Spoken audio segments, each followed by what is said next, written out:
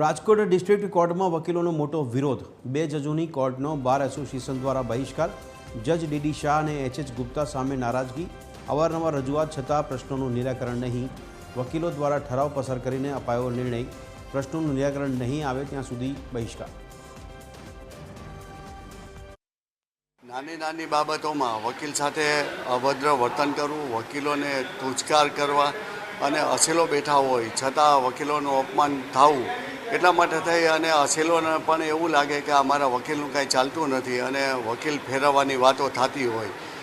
બીજું કે નાની નાની બાબતમાં આજે એક્ઝામ્પશન અરજી, આજે કોઈ અસીલ ન આવ્યા હોય તો એક્ઝામ્પશન અરજી લઈને જઈએ તો એમ કે ભાઈ ઊભા રહ્યો, જ્યારે વારો આવે ત્યારે તમારે આપવાની, એટલે કલાક ઊભા રાખતા, એટલે બીજી કોર્ટમાં પણ એ વકીલ જઈ ન શકે ને ત્યાં પણ વોરંટ નહીં કરતા હોય।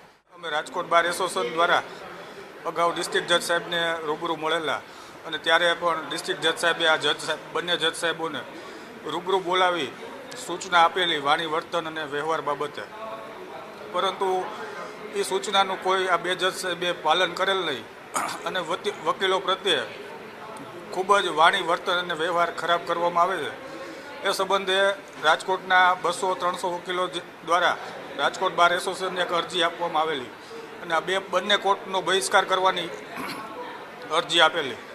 એ સંબંધે રાજકોટ બાર એસોસિએશન દ્વારા મિટિંગ રાખવામાં આવેલી અને મિટિંગમાં એવું નક્કી કરવામાં આવ્યું કે આ બંને જજ સાહેબ વિરુદ્ધ જે અરજી આવેલ છે એ સંબંધે જનરલ બોર્ડ બોલાવવું।